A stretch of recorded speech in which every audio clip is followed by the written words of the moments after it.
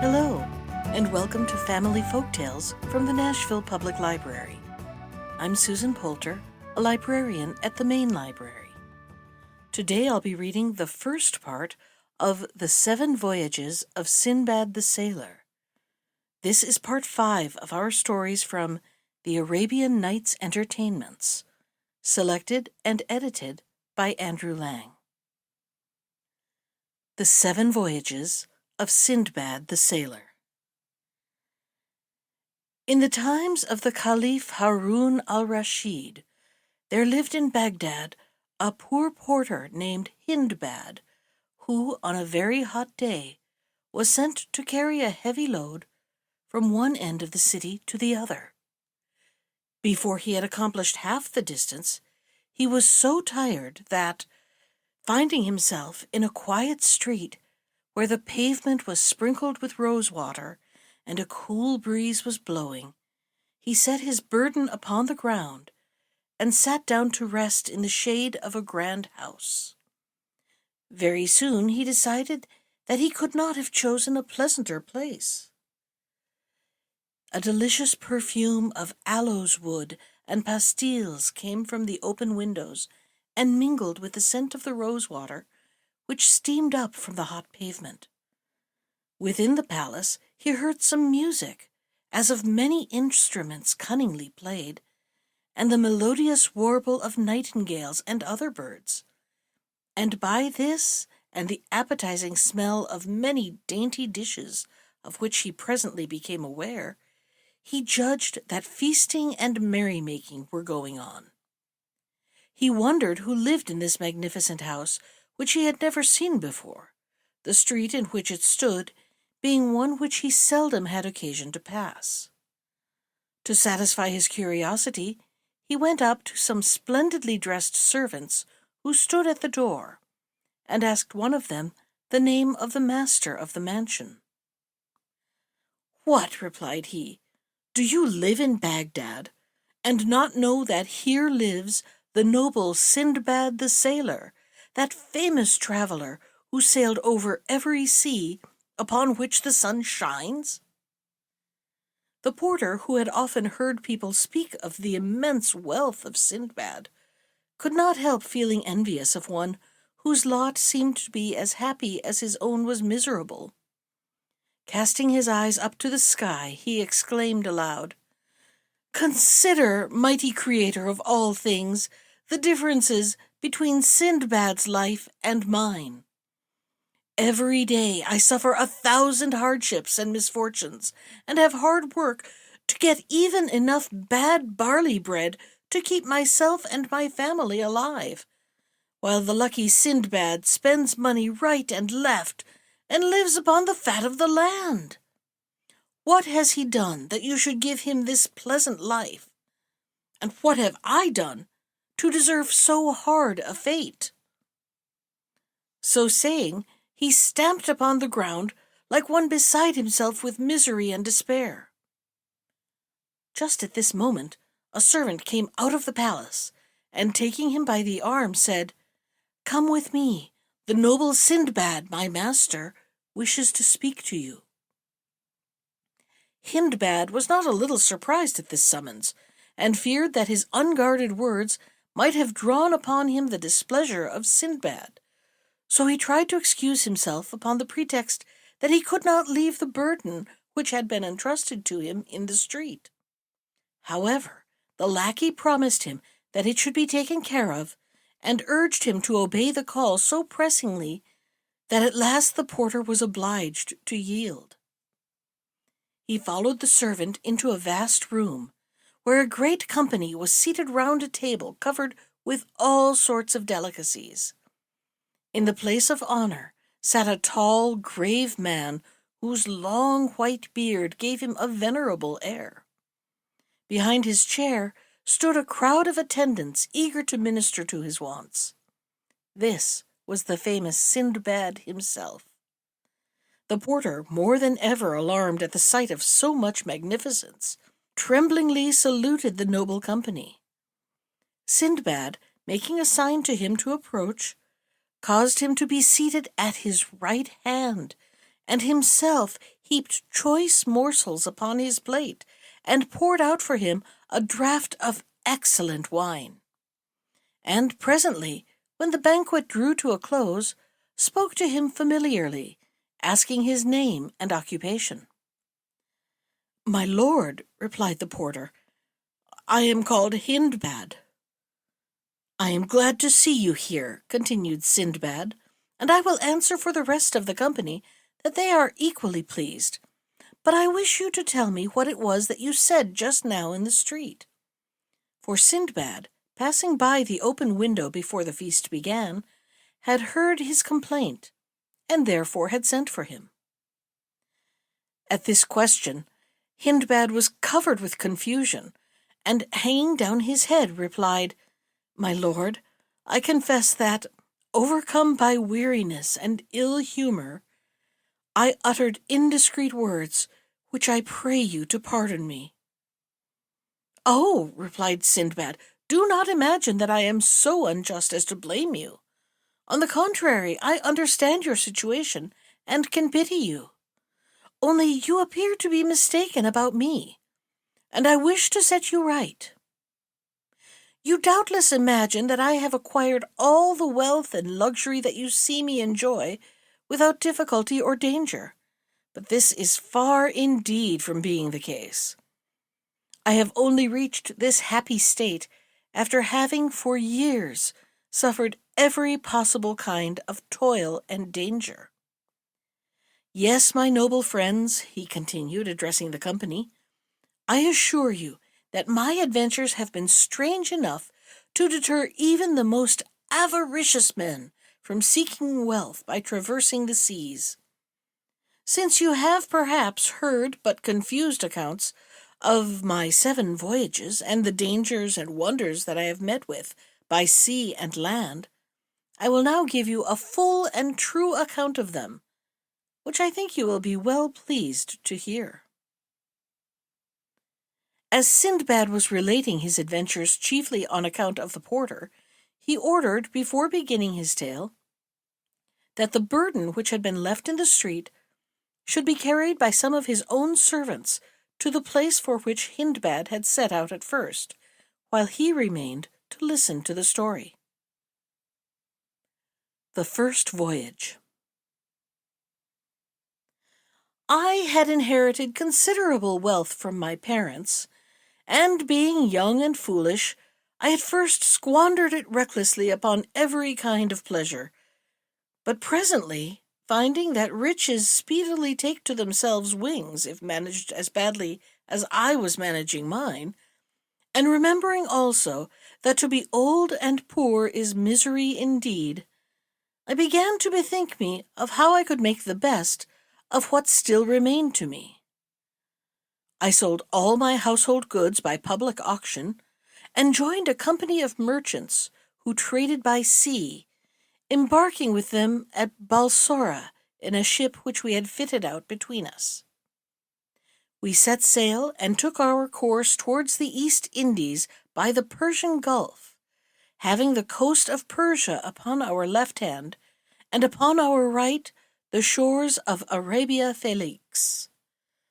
I was at first much troubled by the uneasy motion of the vessel, but speedily recovered my health, and since that hour have been no more plagued by seasickness.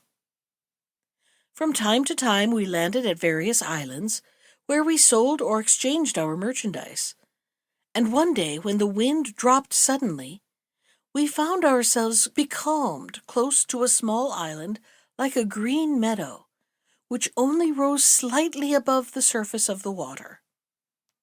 Our sails were furled, and the captain gave permission to all who wished to land for a while and amuse themselves.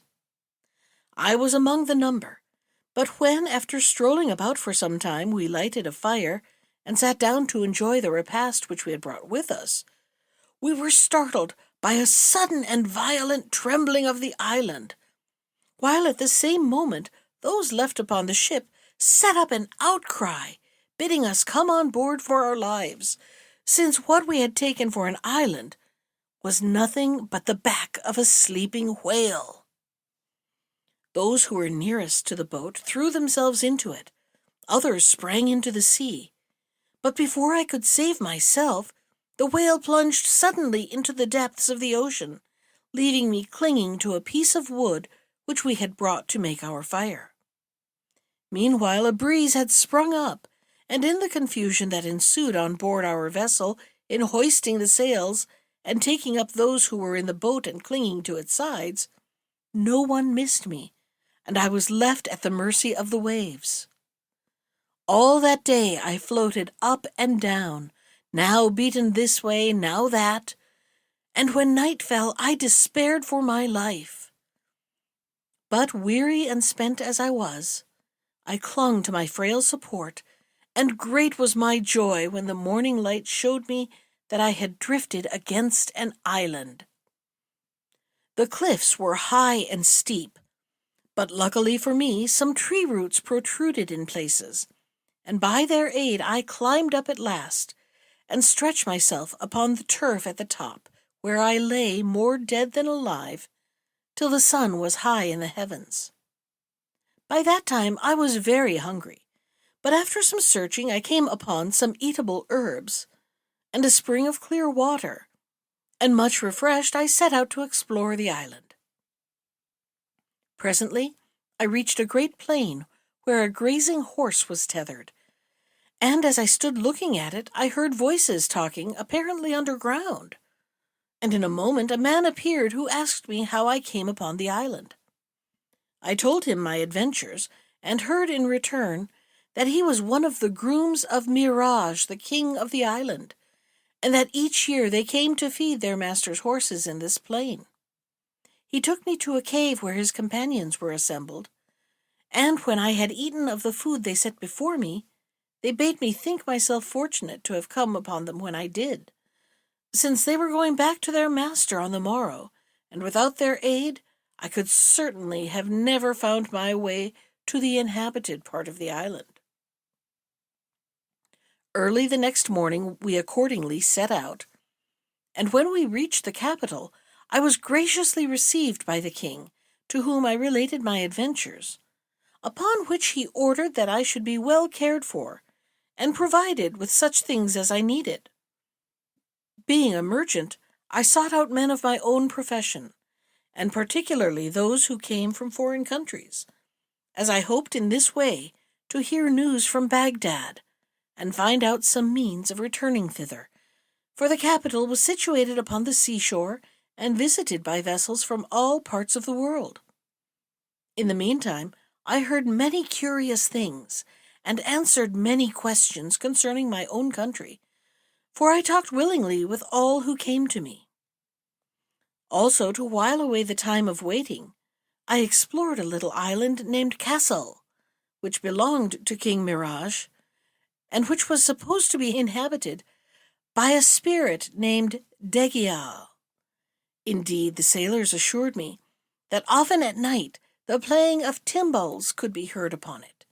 However, I saw nothing strange upon my voyage, saving some fish that were full 200 cubits long, but were fortunately more in dread of us than even we were of them, and fled from us, if we did but strike upon a board to frighten them.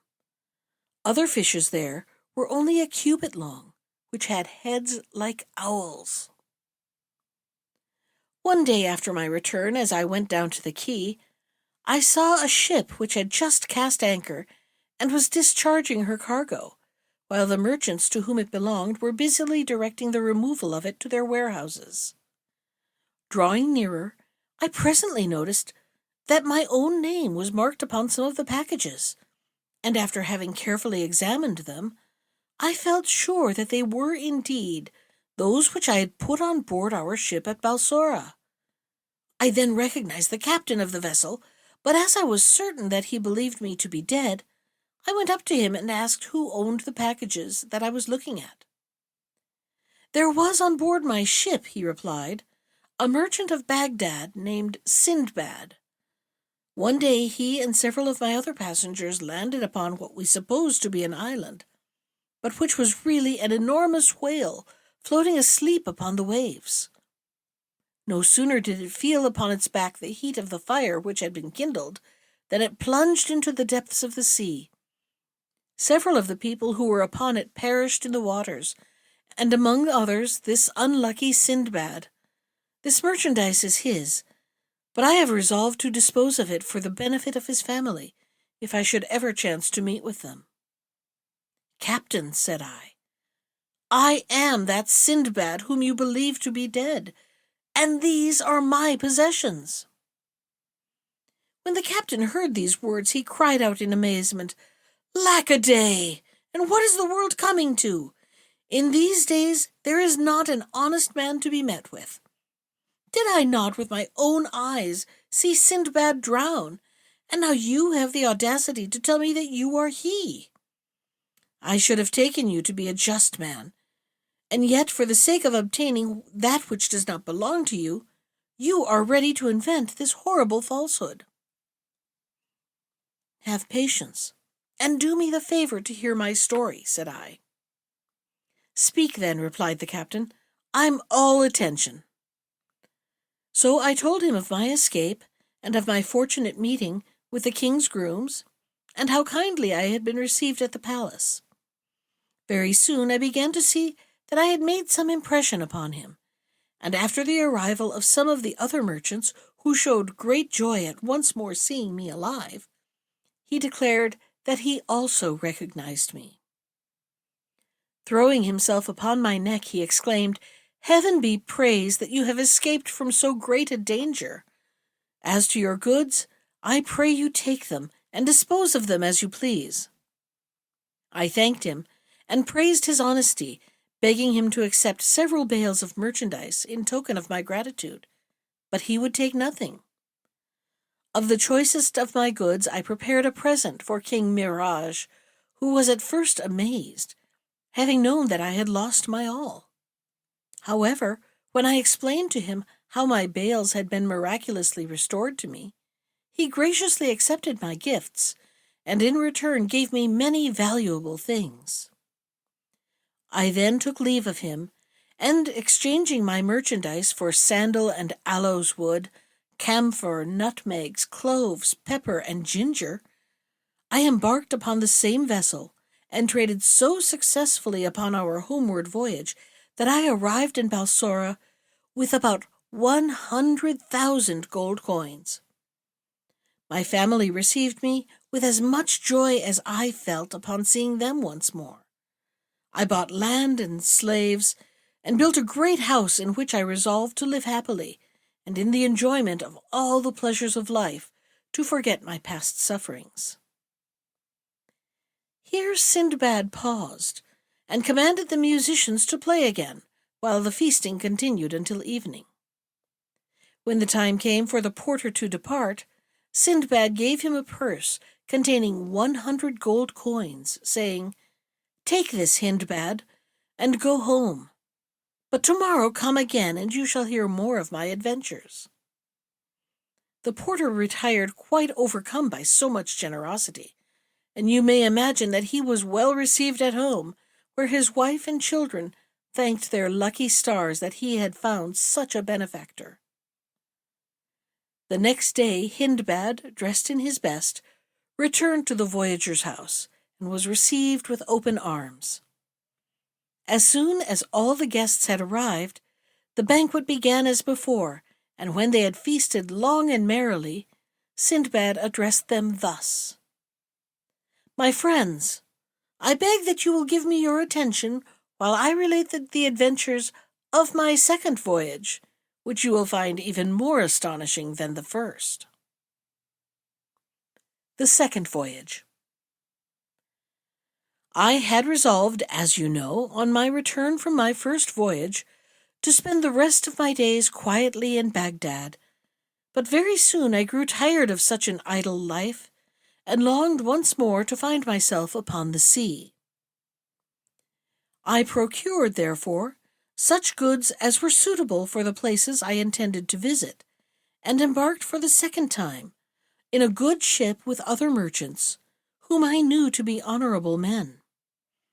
We went from island to island, often making excellent bargains, until one day, We landed at a spot which, though covered with fruit trees and abounding in springs of excellent water, appeared to possess neither houses nor people. While my companions wandered here and there gathering flowers and fruit, I sat down in a shady place, and having heartily enjoyed the provisions and the wine I had brought with me, I fell asleep, lulled by the murmur of a clear brook which flowed close by. How long I slept I know not, but when I opened my eyes and started to my feet, I perceived with horror that I was alone and that the ship was gone. I rushed to and fro like one distracted, uttering cries of despair, and when from the shore I saw the vessel under full sail just disappearing upon the horizon, I wished bitterly enough that I had been content to stay at home in safety. But since wishes could do me no good, I presently took courage and looked about me for a means of escape.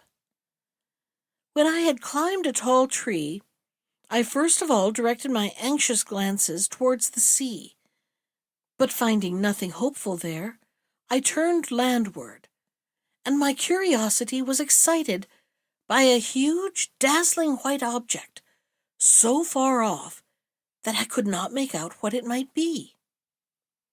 Descending from the tree, I hastily collected what remained of my provisions, and set off as fast as I could go towards it. As I drew near, it seemed to me to be a white ball of immense size and height, and when I could touch it, I found it marvelously smooth and soft. As it was impossible to climb it, for it presented no foothold, I walked round about it, seeking some opening, but there was none. I counted, however, that it was at least 50 paces around. By this time the sun was near setting, but quite suddenly it fell dark. Something like a huge black cloud came swiftly over me, and I saw with amazement that it was a bird of extraordinary size which was hovering near. Then I remembered that I had often heard the sailors speak of a wonderful bird called a roc, and it occurred to me that the white object which had so puzzled me must be its egg. Sure enough, the bird settled slowly down upon it, covering it with its wings to keep it warm, and I cowered close beside the egg in such a position that one of the bird's feet, which was as large as the trunk of a tree, was just in front of me. Taking off my turban, I bound myself securely to it with the linen in hope that the roc, when it took flight next morning, would bear me away with it from the desolate land. And this was precisely what did happen. As soon as the dawn appeared, the bird rose into the air, carrying me up and up till I could no longer see the earth. And then suddenly it descended so swiftly that I almost lost consciousness. When I became aware that the roc had settled and that I was once again upon solid ground, I hastily unbound my turban from its foot and freed myself, and that not a moment too soon. For the bird, pouncing upon a huge snake, killed it with a few blows from its powerful beak, and seizing it up, rose into the air once more, and soon disappeared from my view. When I had looked about me, I began to doubt if I had gained anything by quitting the desolate island. The valley in which I found myself was deep and narrow, and surrounded by mountains which towered into the clouds, and were so steep and rocky that there was no way of climbing up their sides. As I wandered about, seeking anxiously for some means of escaping from this trap, I observed that the ground was strewed with diamonds, some of them of an astonishing size. This sight gave me great pleasure, but my delight was speedily damped when I also saw numbers of horrible snakes, so long and so large that the smallest of them could have swallowed an elephant with ease. Fortunately for me, they seemed to hide in caverns of the rocks by day, and only came out at night, probably because of their enemy, the roc. All day long I wandered up and down the valley, and when it grew dusk I crept into a little cave, and having blocked up the entrance to it with a stone, I ate part of my little store of food and lay down to sleep. But all through the night the serpents crawled to and fro, hissing horribly, so that I could scarcely close my eyes for terror. I was thankful when the morning light appeared, and when I judged by the silence that the serpents had retreated to their dens, I came tremblingly out of my cave and wandered up and down the valley once more, kicking the diamonds contemptuously out of my path, for I felt that they were indeed vain things to a man in my situation. At last, overcome with weariness, I sat down upon a rock, but I had hardly closed my eyes when I was startled by something which fell to the ground with a thud close beside me. It was a huge piece of fresh meat, and as I stared at it, several more pieces rolled over the cliffs in different places. I had always thought that the stories the sailors told of the famous Valley of Diamonds, and of the cunning way which some merchants had devised for getting at the precious stones, were mere travelers' tales invented to give pleasure to the hearers. But now I perceived that they were surely true. These merchants came to the valley at the time when the eagles, which kept their eyries in the rocks, had hatched their young. The merchants then threw great lumps of meat into the valley. These, falling with so much force upon the diamonds, were sure to take up some of the precious stones with them, and when the eagles pounced upon the meat and carried it off to their nests to feed their hungry broods, then the merchants, scaring away the parent birds with shouts and outcries, would secure their treasures. Until this moment I had looked upon the valley as my grave, for I had seen no possibility of getting out of it alive. But now I took courage and began to devise a means of escape. I began by picking up all the largest diamonds which I could find and storing them carefully in the leathern wallet which had held my own provisions. This I tied securely to my belt. I then chose the piece of meat which seemed most suited to my purpose, and with the aid of my turban bound it firmly to my back. This done, I laid down upon my face and awaited the coming of the eagles. I soon heard the flapping of their mighty wings above me, and had the satisfaction of feeling one of them seize upon my piece of meat, and me with it, and rise slowly towards his nest, into which he presently dropped me. Luckily for me, the merchants were on the watch, and setting up their usual outcries, they rushed to the nest, scaring away the eagle. Their amazement was great when they discovered me, and also their disappointment, and with one accord they fell to abusing me for having robbed them of their usual profit. Addressing myself to the one who seemed most aggrieved, I said, "I am sure if you knew all that I have suffered, you would show more kindness towards me. And as for diamonds, I have enough here of the very best for you and me, and all your company." So saying, I showed them to him. The others all crowded round me, wondering at my adventures and admiring the device by which I had escaped from the valley.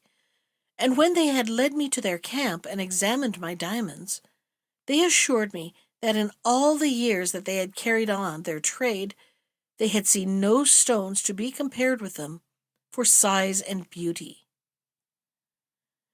I found that each merchant chose a particular nest and took his chance of what he might find in it. So I begged the one who owned the nest to which I had been carried to take as much as he would of my treasure. But he contented himself with one stone, and that by no means the largest, assuring me that with such a gem his fortune was made, and he need toil no more. I stayed with the merchants several days, and then, as they were journeying homewards, I gladly accompanied them. Our way lay across high mountains infested with frightful serpents, but we had the good luck to escape them, and came at last to the seashore. Thence we sailed to the Isle of Rohat, where the camphor trees grow to such a size that 100 men could shelter under one of them with ease. The sap flows from an incision made high up in the tree into a vessel hung there to receive it, and soon hardens into the substance called camphor, but the tree itself withers up and dies when it has been so treated. In this same island we saw the rhinoceros, an animal which is smaller than the elephant and larger than the buffalo. It has one horn about a cubit long, which is solid, but has a furrow from the base to the tip. Upon it is traced in white lines the figure of a man. The rhinoceros fights with the elephant, and, transfixing him with his horn, carries him off upon his head. But becoming blinded with the blood of his enemy, he falls helpless to the ground. And then comes the roc, and clutches them both up in his talons, and takes them to feed his young. This doubtless astonishes you. But if you do not believe my tale, go to Rohat and see for yourself. For fear of wearying you, I pass over in silence many other wonderful things which we saw in this island. Before we left, I exchanged one of my diamonds for much goodly merchandise, by which I profited greatly on our homeward way. At last we reached Balsora, whence I hastened to Baghdad, where my first action was to bestow large sums of money upon the poor, after which I settled down to enjoy tranquilly the riches I had gained with so much toil and pain. Having thus related the adventures of his second voyage, Sindbad again bestowed 100 coins upon Hindbad, inviting him to come again on the following day and hear how he fared upon his third voyage. The other guests also departed to their homes, but all reunited at the same hour the next day, including the porter, whose former life of hard work and poverty had already begun to seem to him like a bad dream. Again, after the feast was over, did Sindbad claim the attention of his guests, and began the accounting of his third voyage. The third voyage. After a very short time, the pleasant, easy life I led made me quite forget the perils of my 2 voyages. Moreover, as I was still in the prime of life, it pleased me better to be up and doing. So once more, providing myself with the rarest and choicest merchandise of Baghdad, I conveyed it to Balsora, and set sail with other merchants of my acquaintance for distant lands. We had touched at many ports and made much profit, when one day upon the open sea we were caught by a terrible wind, which blew us completely out of our reckoning, and lasting for several days finally drove us into the harbor on a strange island. "I would rather have come to anchor anywhere than here," quoth our captain. "This island and all adjoining it are inhabited by hairy savages who are certain to attack us, and whatever these dwarfs may do, we dare not resist, since they swarm like locusts, and if one of them is killed, the rest will fall upon us and speedily make an end of us." These words caused great consternation among all the ship's company, and only too soon we were to find out that the captain spoke truly. There appeared a vast multitude of hideous savages, not more than 2 feet high and covered with reddish fur. Throwing themselves into the waves, that they surrounded our vessel.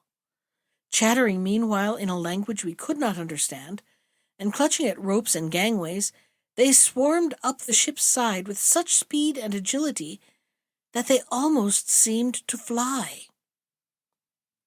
You may imagine the rage and terror that seized us as we watched them, neither daring to hinder them, nor able to speak a word to deter them from their purpose, whatever it might be.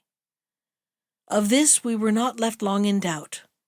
Hoisting the sails and cutting the cable of the anchor, they sailed our vessel to an island which lay a little further off, where they drove us ashore. Then, taking possession of her, they made off to the place from which they had come, leaving us helpless upon a shore, avoided with horror by all mariners for a reason which you will soon learn. Turning away from the sea, we wandered miserably inland, finding as we went various herbs and fruits which we ate, feeling that we might as well live as long as possible, though we had no hope of escape. Presently we saw in the far distance what seemed to us to be a splendid palace, towards which we turned our weary steps. But when we reached it, we saw that it was a castle, lofty and strongly built.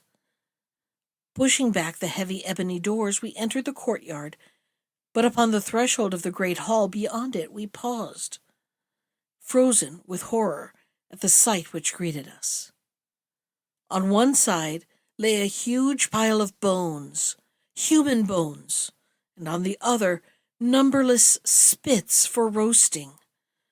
Overcome with despair, we sank trembling to the ground and lay there without speech or motion.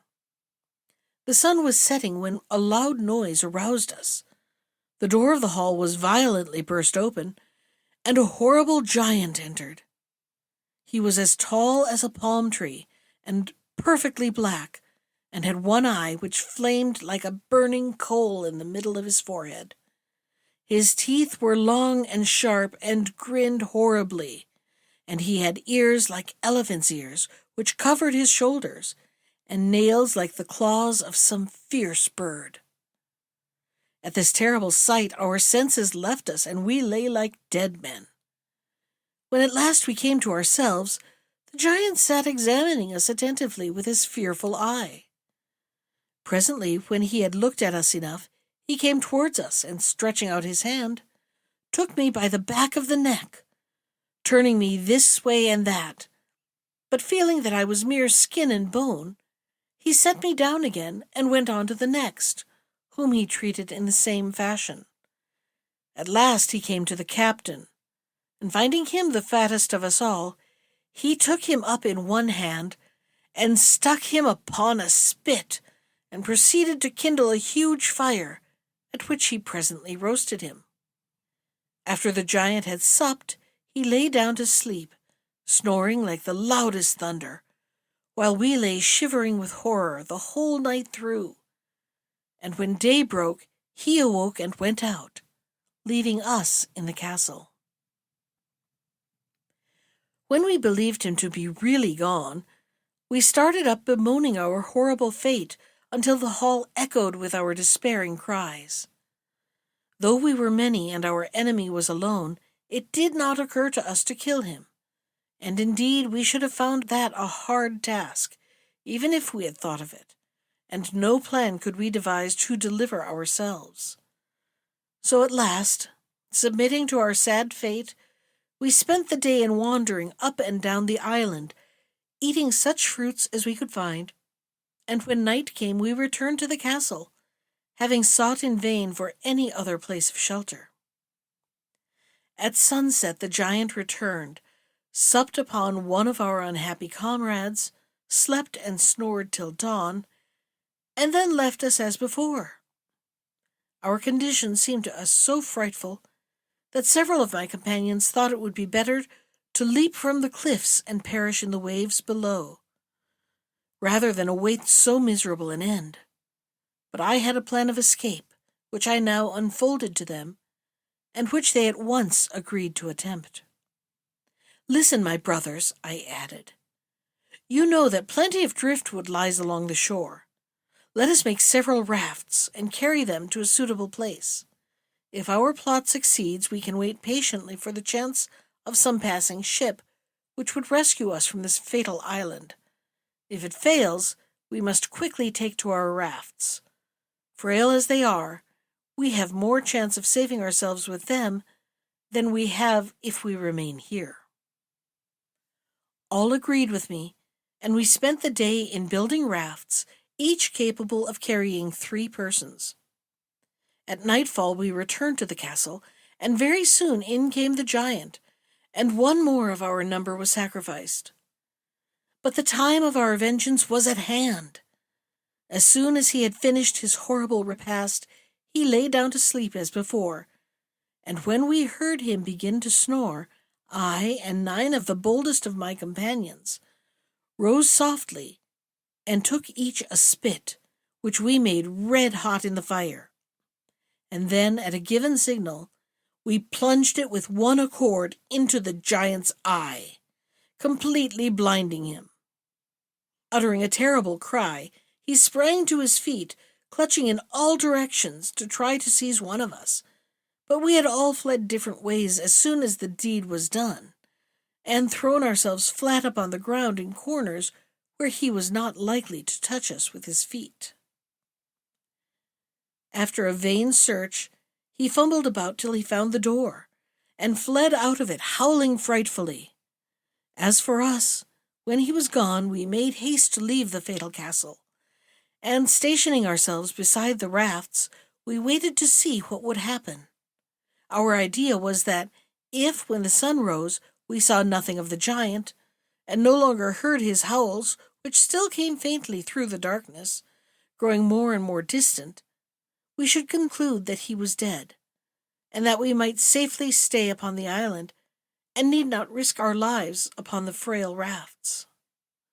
But alas, morning light showed us our enemy approaching us, supported on either hand by 2 giants nearly as large and fearful as himself, while a crowd of others followed close upon their heels.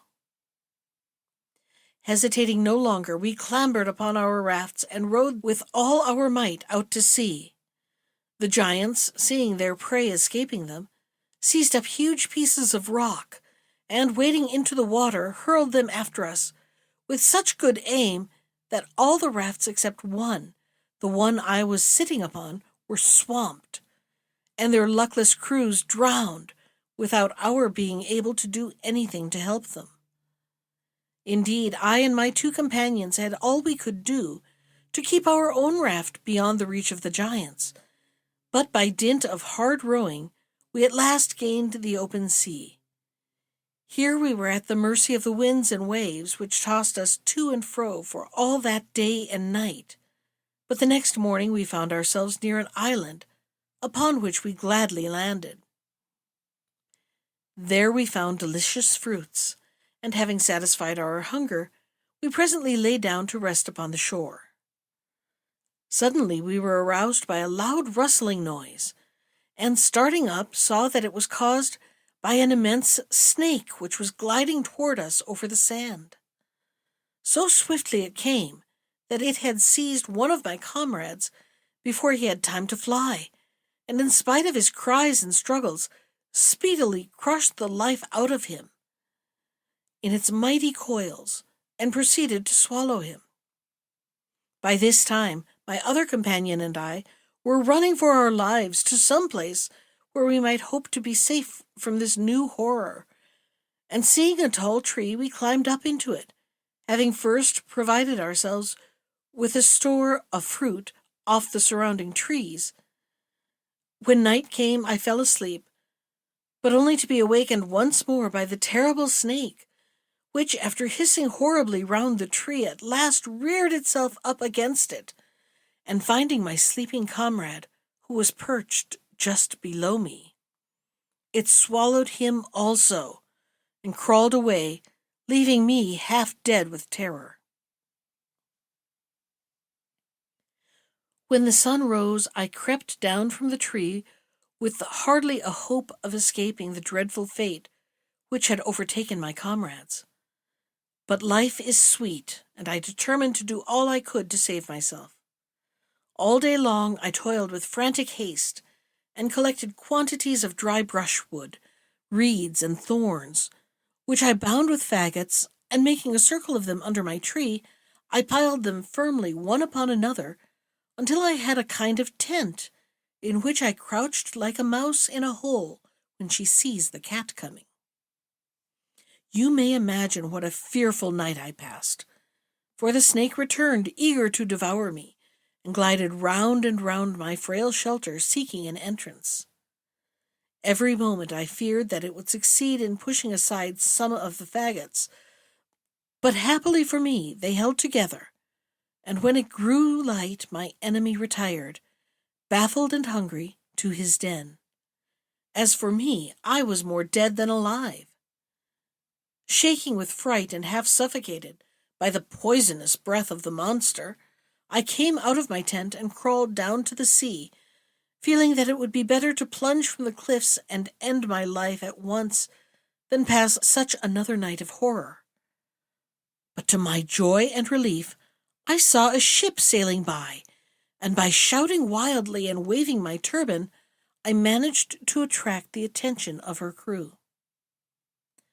A boat was sent to rescue me, and very soon I found myself on board, surrounded by a wondering crowd of sailors and merchants, eager to know by what chance I found myself in that desolate island. After I had told my story, they regaled me with the choicest foods the ship afforded, and the captain, seeing that I was in rags, generously bestowed upon me one of his own coats. After sailing about for some time, and touching at many ports, we came at last to the island of Salahat, where sandalwood grows in great abundance. Here we anchored, and as I stood watching the merchants disembarking their goods and preparing to sell or exchange them, the captain came up to me and said, "I have here, brother, some merchandise belonging to a passenger of mine who is dead. Will you do me the favor to trade with it? And when I meet with his heirs, I shall be able to give them the money, though it will only be just that you shall have a portion for your trouble." I consented gladly, for I did not like standing by idle, whereupon he pointed the bales out to me, and sent for the person whose duty it was to keep a list of the goods that were upon the ship. When this man came, he asked in what name the merchandise was to be registered. "In the name of Sindbad the sailor," replied the captain. At this I was greatly surprised, but looking carefully at him, I recognized him to be the captain of the ship upon which I had made my second voyage, though he had altered much since that time. As for him, believing me to be dead, it was no wonder that he had not recognized me. "So, captain," said I, "the merchant who owned those bales was called Sindbad." "Yes," he replied, "he was so named. He belonged to Baghdad, and joined my ship at Balsora, but by mischance he was left behind upon a desert island where we had landed to fill up our water casks, and it was not until 4 hours later he was missed. By that time the wind had freshened, and it was impossible to put back for him." "You suppose him to have perished, then?" said I. "Alas, yes," he answered. "Why, captain," I cried, "look well at me. I am that Sindbad who fell asleep upon the island and awoke to find himself abandoned." The captain stared at me in amazement, but was presently convinced that I was indeed speaking the truth, and rejoiced greatly at my escape. "I am glad to have that piece of carelessness off my conscience at any rate," said he. "Now take your goods and the profit I have made for you upon them, and may you prosper in future." I took them gratefully, and as we went from one island to another, I laid in stores of cloves and cinnamon and other spices. In one place I saw a tortoise which was 20 cubits long and as many broad, also a fish that was like a cow and had skin so thick that it was used to make shields. Another I saw that was like a camel in shape and color. So by degrees we came back to Balsora, and I returned to Baghdad with so much money that I could not myself count it, besides treasures without end. I gave largely to the poor, and bought much land to add what I already possessed, and thus ended my third voyage. When Sindbad had finished his story, he gave another 100 gold coins to Hindbad, who then departed with the other guests. But next day, when they had all reassembled, and the banquet was ended, their host continued his adventures. That was the first part of The 7 Voyages of Sindbad the Sailor from the Arabian Nights Entertainments, selected and edited by Andrew Lang. Special thanks to Ginger Sands for our theme music. You can find more of Ginger's music at iTunes or on her website at www.gingersands.com. And if you'd like to comment on today's story, send me an email. I can be reached at susan.poulter, that's POULTER, at nashville.gov. Thanks for listening.